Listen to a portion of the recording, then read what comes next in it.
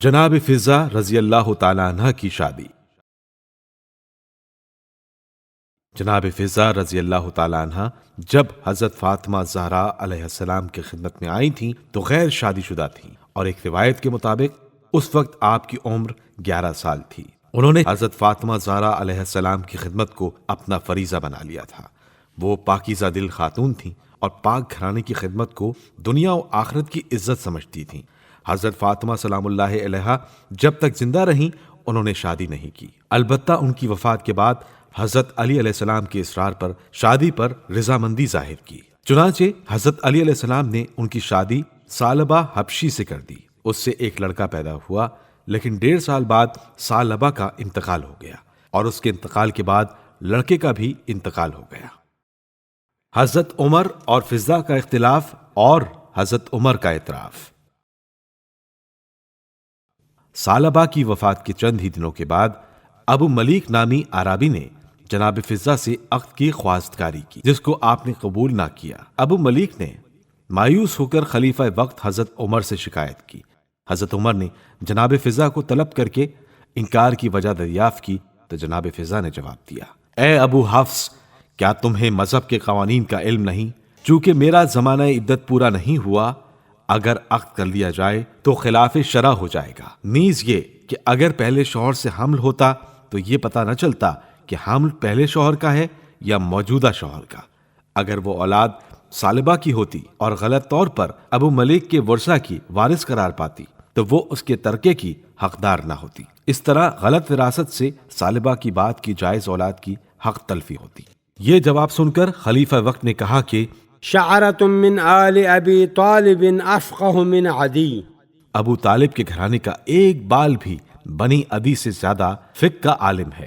عدت مکمل ہونے کے بعد حضرت علی علیہ السلام نے ان کا عقد ابو ملیک غطفانی کے ساتھ کر دیا۔ ان سے آپ کے 4 فرزند اور ایک دختر پیدا ہوئے۔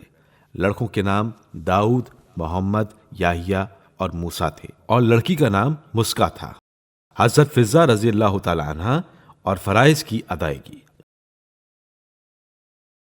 شادی کے بعد بھی جناب فضہ نے اپنے فرائض میں کوئی کمی نہیں کی اور اہل بیت اطہار علیہم السلام کی خدمت میں اسی طرح مصروف رہیں۔ تاریخ میں کوئی ایسا واقعہ نہیں ملتا جس سے اہل بیت علیہم السلام کی خدمت اور اپنے فرائض کی انجام دہی میں کسی قسم کی معمولی سی بھی کوتاہی نظر آئے۔ حضرت فاطمہ زہرا سلام اللہ علیہا کا زخمی ہونا اور فضہ کو پکارنا۔ علامہ مجلسی لکھتے ہیں کہ جب جناب سیدہ کے پہلو پر دروازہ گرا اور آپ زخمی ہو کر زمین پر گریں تو بے ساختہ آپ علیہ السلام کی زبان مبارک سے یہ جملے نکلے: یا رسول اللہ، آپ کی پیاری بیٹی کے ساتھ یہ سلوک کیا جا رہا ہے؟ اے فضہ، ذرا مجھے سنبھالو اور میری پشت کی طرف سے مجھے سہارا دو۔ خدا کی قسم، میرے بطن میں میرا بچہ شہید ہو گیا ہے۔ حضرت فاطمہ زہرا سلام اللہ علیہا کا آخری دیدار اور جناب فضہ رضی اللہ تعالی عنہ۔ اللہ کے آخری نبی کی اکلوتی بیٹی جب دنیا سے پردہ فرما چکی اور آپ علیہ السلام کو غسل دیا جا چکا اور کفن پہنا دیا گیا تو اس وقت حضرت علی علیہ السلام نے چہرہ اقدس کو ڈھانپنے سے پہلے آخری دیدار کے لیے جہاں امام حسن علیہ السلام، امام حسین علیہ السلام، جناب زینب سلام اللہ علیہا اور جناب ام کلثوم سلام اللہ علیہا کو آواز دی تھی، وہیں جناب فضہ کو بھی پکارا تھا۔